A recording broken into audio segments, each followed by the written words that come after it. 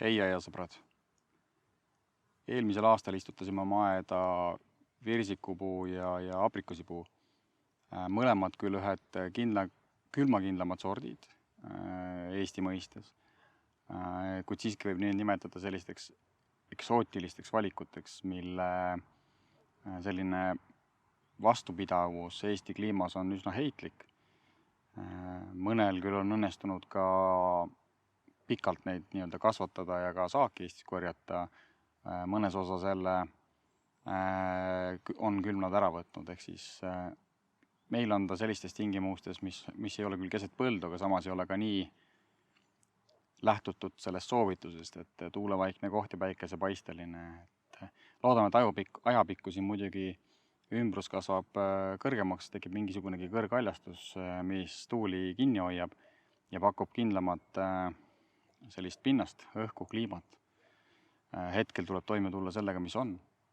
Aga täna vaatame üle, kuidas nad siin on arenenud selle 1 aastaga, millist lõikuse viisi me siin kasutanud oleme ja läheme vastu järgmisel aastale lootes siis, et näeme ka esimesi õisi ja võib-olla ka vilju.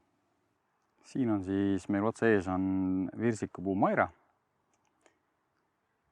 Lõikuse viisina oleme kasutanud nii-öelda vaasilõikust, kus siis latva ei jäeta või põhitüve sellisena otsa üles kasvavana tavapärase puudel nähtuna, vaid on oksad ühekõrgused enam-vähem ja suunatud siis külgedele, keskelt siis nii-öelda tühi. Ja selle lõikuse eelis on see, et puu on reeglina madalam, valgus pääseb oksadele ligi ja viljadele hiljem siis. Ja on selline nii-öelda õhuline lõikus. Meie aias kasutame esmakordselt siis nii-öelda viirsikul ja aprikoosil just sellist lõikust, et tegelikult mõnel pool riikides soovitatakse ka murelit sellisena lõigata. Meie aias on murelit siiski pigem sellise puutüüpi lõikusega. Kui siin minna konkreetselt suvelõikuse peale, siis suvelõikus toetab siis kevadist kujunduslõikust, kus me siis lõikasime osa oksi välja, mida me ei soovinud ja jätsime need, mis siis peaksid muutuma nii-öelda põhitüviks või põhioksaks. Antud juhul näiteks suvise lõikusega me vaatame üle, millised oksad meil siin on. Siis siin on näha ilusti, et alumisest pungast siin on avanenud parem oks kui see, mis oli. Ehk ta on rohkem rõhtsana, jookseb siin pikalt edasi ja samal ajal teisel oksal nagu erilist kasvu ei olnud. Siis seda antud oksa ma küll hetkel ei puutu. Vaid järgmisel kevadel siis lõikan välja, aga jätangi selle, mis täna on rohtne. Lasen tal siin puituda. Küll aga mul on mõistlik seda hakata vaikselt, kuna ta on üsna pikk, siis mul on mõistlik seda hakata varsti nii-öelda otsa maha võtma ja jätma. Küll selleks on aega väga vähe, ehk siis praegusel hetkel on juba juuli 1. nädal, suvist lõikust tehaksegi niimoodi jaanipäevast juuli, ütleme 2/3 peale juulini, päris juuli lõpuni isegi ei ole alati hea teha Eestis, sest et oks ei puitu nagu korralikult ära talveks. Ja samal ajal hakkab tekitama juba uusi kasve, eks just nimelt nende uute kasvude pärast, et need uued kasvud ei jõua puituda. See osa küll. Meil siis on näha, et me oleme valinud tegelikult, algselt valisime 4 sellist külgoksa välja. Küll aga siin on ruumi nii-öelda üks siis välja lõigata täna veel hetkel, ehk siis see kõige ülemine, mis on siin näha. Et siis jääkski 4 põhitüvi, see ja siis see sama siin, mis siis kasvab alles. Et ilmselt siis see ülemise saab välja lõigata, mis on täna üks tugevama kasvuga oksi. Küll aga sellist lõikust võib teha alles kevadel. Ehk siis, kuna seda peaks lõikama siit maalt, siis tema tugevus või tema nii-öelda, see on juba mitmeaastane tüvi, siis seda võib pigem lõigata kevadel.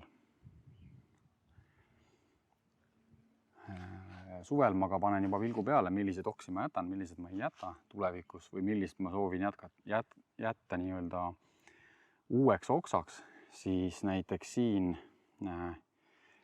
on väga hea rõhtsasetusega hoopis see oks. Täna ta on hetkel veel üsna nõrga kasvuga.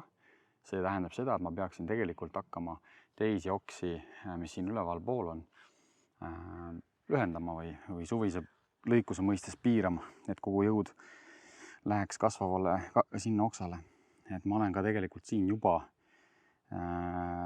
nädal umbes tagasi ära lõiganud ühe tugevama kasvu. Ta on juba uue teinud, et näha on, et ta paneb nendesse ja puu panebki nii-öelda ülemistesse kasvudesse. Paratamatult sellisel juhul, kui te soovite suruda seda kasvu mujale, siis tuleb suvise lõikusega neid oksi lühendada.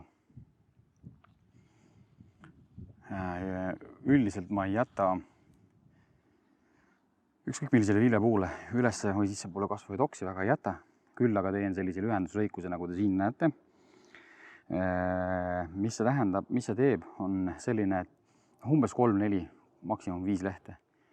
Ehk siis siia nendesse uinuvatesse pungakohtadesse võiks tekkida viljapungad või viljaklastrid, mida meil tegelikult on hästi näha ploomi puhul, ka teistel viljapuudel, mis meil on siin, pirnidel ja nii edasi. Ma panen siia lõigu väikese klippi juurde, et teile iseloomustada seda, et miks me sellised nii-öelda jupikesi jätame. Et aastad tagasi küll räägiti, et need, mis on sissepoole kasvavad või siis ülespoole kasvavad, tuleks täielikult välja lõigata, siis minu meelest täna see päris selliselt ei päädi, et tuleks ise hinnata, et kas seal on ruumi viljadele või mitte, et siis läbi selle teha lõikuse. Sellist rohelist oksa iseenesest võib täiesti välja lõigata, täiesti siit nii-öelda sõrmuse või rikudes öeldakse selle pealt. Aga samal ajal ja temaga ei juhtu mitte midagi, sest see on roheline, see on selle aasta võrse. Küll aga siis mitte sellist puitunud jätkuvalt nagu siin näiteks siin taga on, et isegi kui ma tahaksin seda alumist jätta ja siit tagasi lõigata, siis see ei ole enam nii soovitatav. Pigem tuleks mõelda kevadisele lõikusele. Et osad oksad siin kindlasti võiks veel nii-öelda kärpida või lühendada või välja lõigata, küll aga puule tahan jätta ka piisavalt rohemassi, et see toetaks fotosünteesi ja taim saaks siin kasvada. Sama lugu on siis tiinaga, mis on siin kõrval.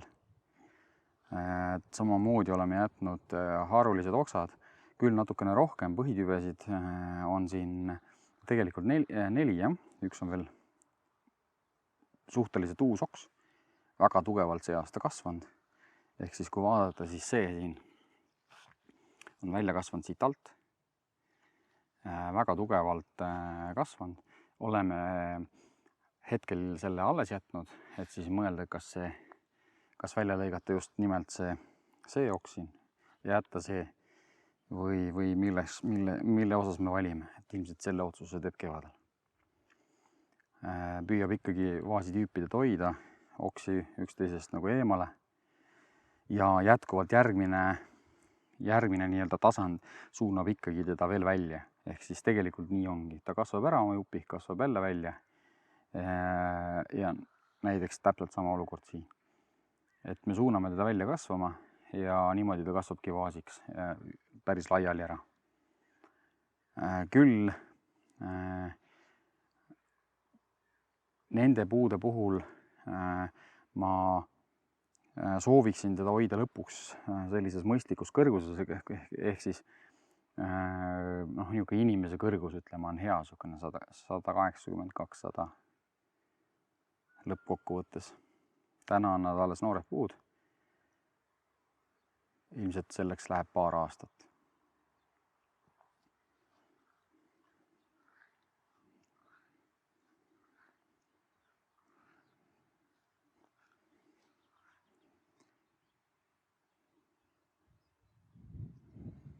Selline võõrakujundusviis meil viirsikul ja aprikoosil. Loodame, et sellest infost on kellelegi kasu. Aga näeme järgmises videoloos.